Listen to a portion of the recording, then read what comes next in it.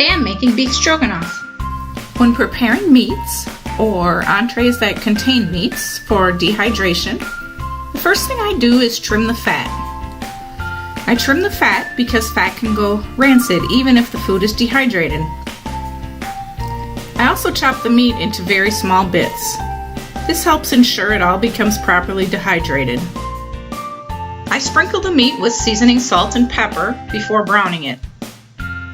I brown it in melted butter. I tend to use a half a stick or a full stick of butter depending upon how much beef I have.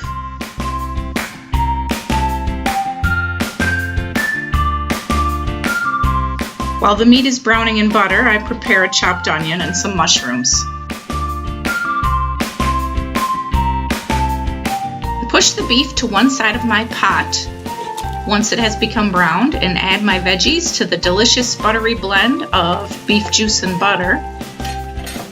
And I saute the vegetables until they soften. I use about a tablespoon of flour for every 2 tablespoons of butter and combine it with the juices and melted butter in the pan before adding a can of beef broth.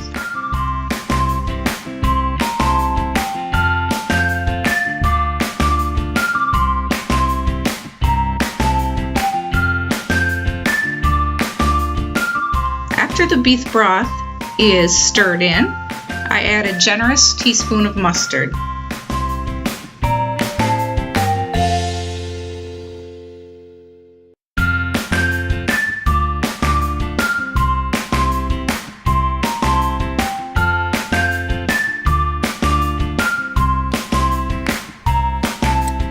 A few minutes before serving, I add a generous half cup of sour cream and somewhere between a 1/4 cup and a 1/2 cup of white cooking wine. The mixture is spread thinly on food dehydrator trays, and following the manufacturer's instructions, I dehydrate at 160 degrees. I dehydrate until there are no moist or sticky areas remaining. Typically, depending on batch size and how thinly it is spread, it takes over 24 hours to dehydrate beef stroganoff. Usually it takes about 1.5 or 2 days. For food safety reasons, it is important that you read your manufacturer's instructions for the food dehydrator you're using and follow the instructions the manufacturer provides for this type of entree or for meats.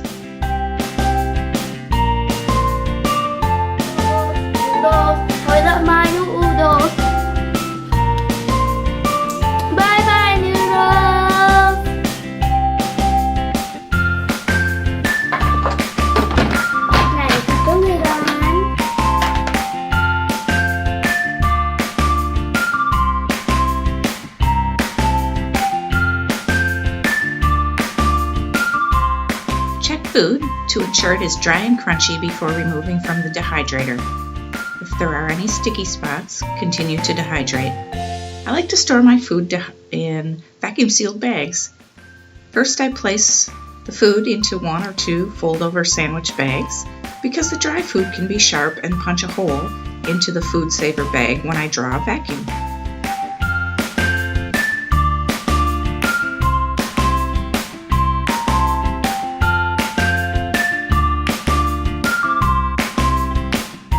I label my dehydrated food with the identity of the contents as well as the born-on date.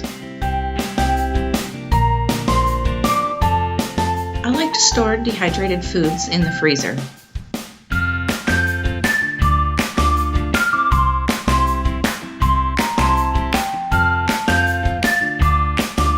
Later in camp, it is oh so nice to have home-cooked foods.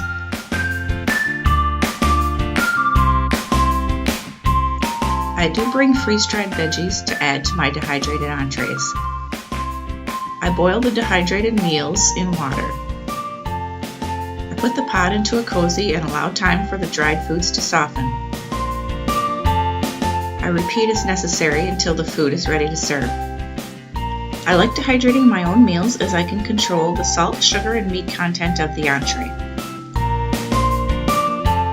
If you enjoyed this video, give us a like and subscribe. That's all for now. Let's get outdoors and keep our wild places wild.